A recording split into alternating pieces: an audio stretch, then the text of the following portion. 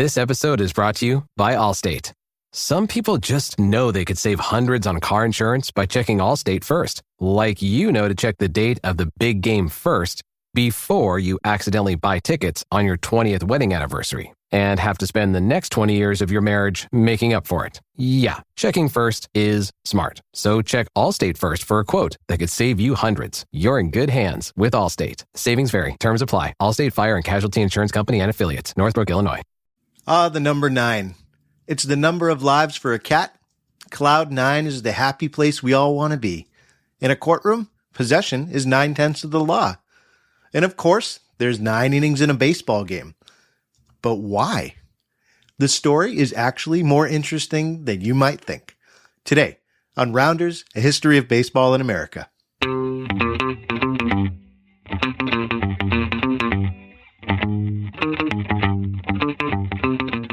Hello, everybody, and welcome to the show. I am, as always, your host, Jeff Lambert.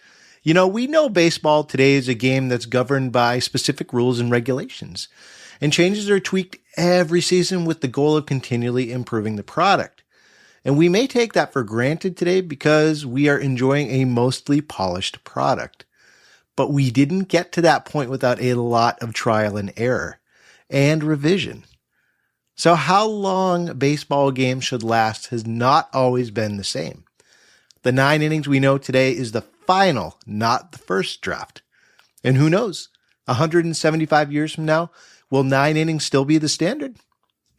For now, let's hop in our time machine and break down the journey to the game length as we know it today.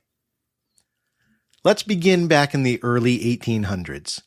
This is when baseball was in its infancy. It was growing steadily in the Northeast, particularly in New York, and the outbreak of the Civil War would drastically spread the game across the United States. But for now, if you caught a game in New York in the 1840s, you'd see teams not playing to 9 innings, but instead playing to 21 aces. Now, what's an ace? It's the 19th century equivalent of a run. So basically, teams played until one team scored 21 runs. This may sound like a really long game to play, but for the time period, when offense ruled due to a lot of reasons, including rudimentary gloves or no gloves at all, no stadium fences to keep a ball in a certain area of play, and of course, pitchers pitching underhanded, these games didn't take long to reach 21. The MLB's own archives state that the average game length in the 1840s was only about 6 innings, and it was not uncommon for games to end with scores of 60 to 100 runs per game if they went over the 21. Remember, too, that players on early baseball clubs weren't collecting salaries. They were weeknight or weekend warriors, so that meant the skill level was still very hobbyist. And as I mentioned before, the pitching talent, it just wasn't there. As a matter of fact, it was awful. And there's a couple reasons for this. One of the main reasons the pitching was just plain bad in baseball's infancy was because it was such a dangerous position to play. Getting hit by a ball in play was a common occurrence, and serious injuries did occur. So if you lived during this time, why end up with a broken bone or a concussion when you had to go to work the next morning? So the people that ended up pitching in games usually were doing it simply for the goal of trying not to get hurt, or maybe because they were the person that was at the bottom of the totem pole and they had to work their way up, so they got the most dangerous position on the field. There was another reason, though, that baseball was such an offensive sport in its youth, and that was because the pitcher's main purpose was to throw the ball so the batter could hit it. Now, as time went on, through familiarity of the game, as people started to play it more, and as skill level improved, slowly but steadily, games got longer and longer, and reaching those 21 aces became harder for baseball clubs to reach. Also, since games were getting longer, that meant that clubs ran into nighttime before games were finishing. And we're in a pre-electricity era right now. So once that sun went down, it was impossible to continue an unfinished game. As an example, in 1856, there was a game that was recorded as ending in a 12-12 tie on account of darkness. And this is where we see our first tweak to game length occur. As an informal practice, we started to see teams begin setting innings to games instead of using the 21 aces rule. Now, depending on the day, teams would show up with anywhere from 7 to 9 men to be able to field as a team. And remember, again, it's a hobby for most people during this time. So the amount of players that a team would bring to a game to field really varied from day to day.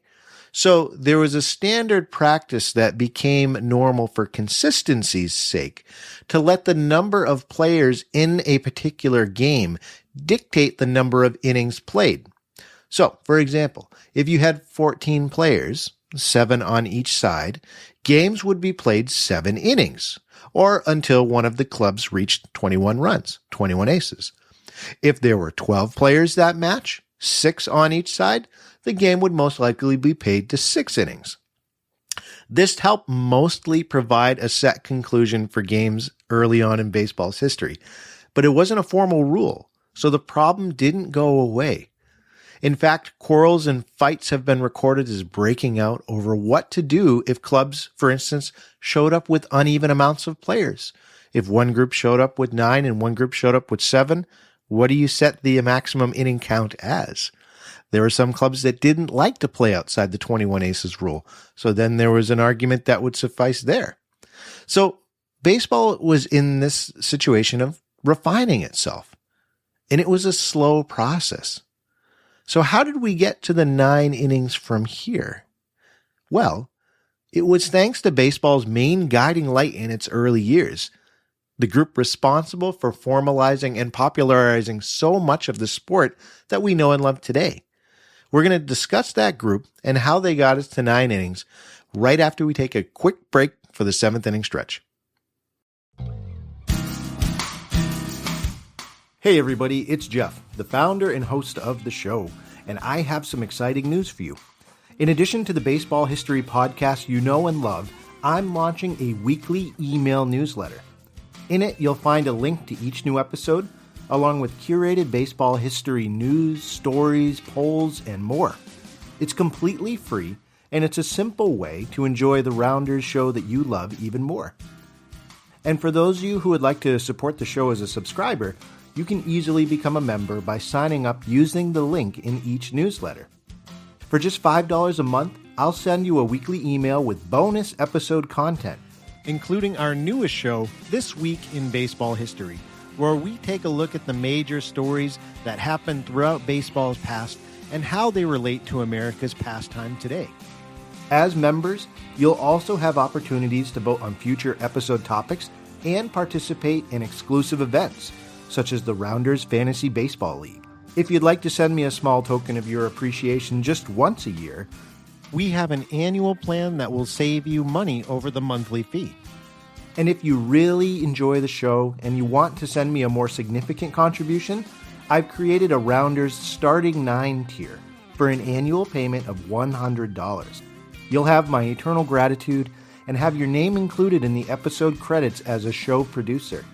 In addition, you'll get to choose the topic for one episode each year, and you'll get a free Rounders Starting 9 member t-shirt. Most importantly, you'll continue helping me grow this show.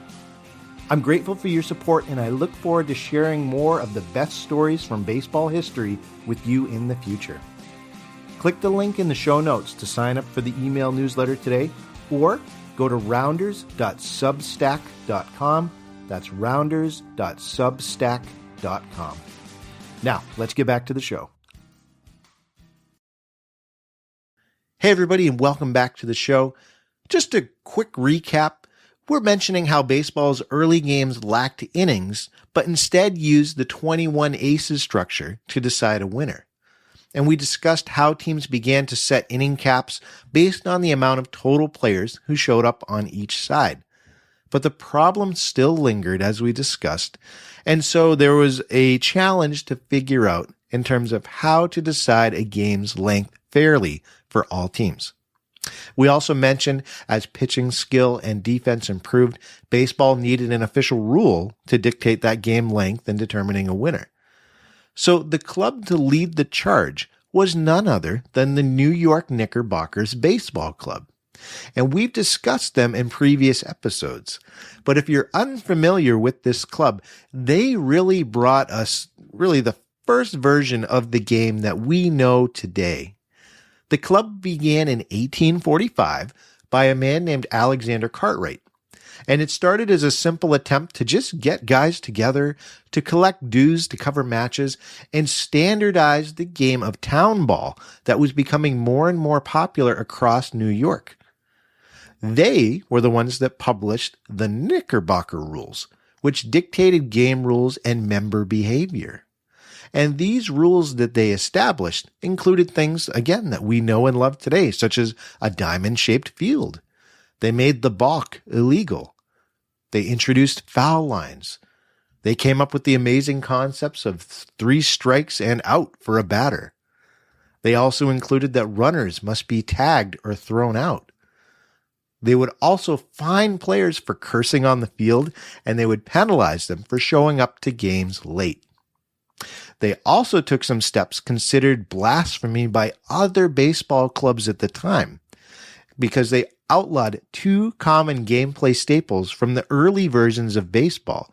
And we would think of these today as not revolutionary, but at the time, the New York Knickerbockers Baseball Club was the one that basically said, no more of this. We're going to add a more professional finish to this sport that we really appreciate. So what were those 2 things they outlawed?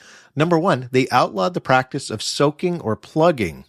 Now, both those terms are used to refer to the practice of being able to hit the base runner with the ball to get them out of play. That was common during the early years of baseball. This was actually outlawed by the New York Knickerbockers Baseball Club, and it ended up gaining steam as time went on.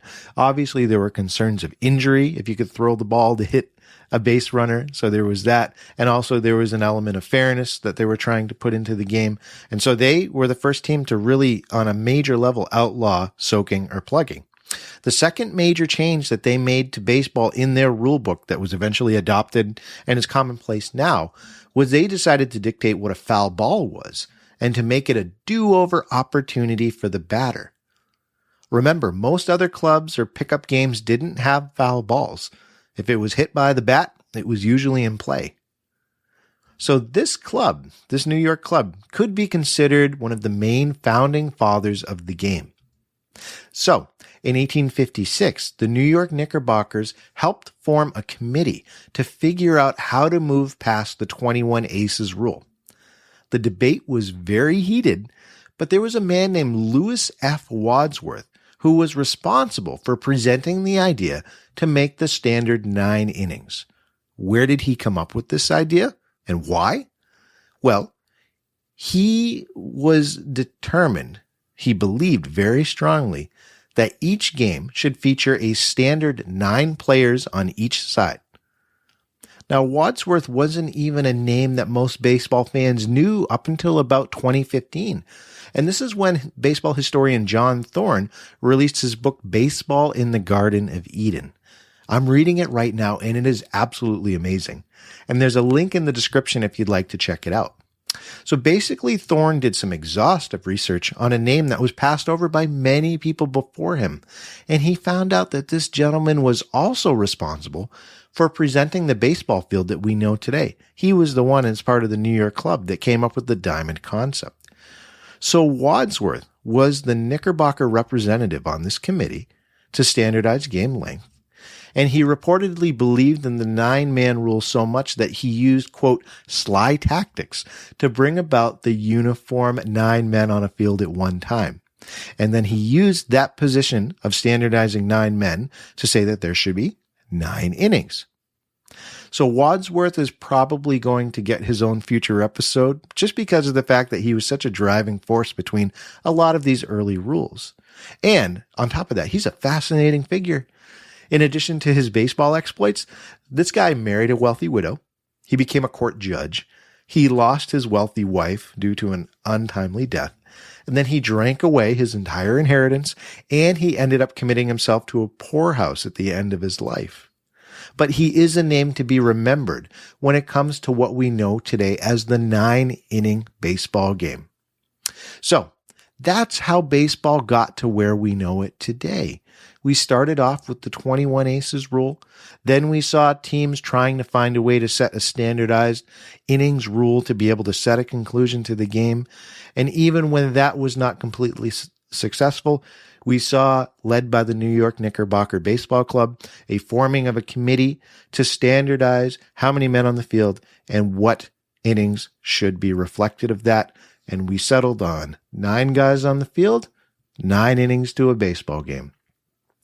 This passage of this rule is an example of baseball's continuing commitment to refining its style based on new challenges that face it. And we're going to continue to see that type of attitude, at least I hope, in the future from the MLB. Thanks for joining me for today's episode. And if you liked it, please subscribe and tell a friend. That way we can get in front of more listeners. And if you really enjoyed the episode too, you can also leave me a tip, a one-time just thank you for this episode. And we appreciate what you did. Those are also in the description. And overall, I just want to thank you for making me a part of your day. Until next time, remember, there are only 2 seasons, winter and baseball.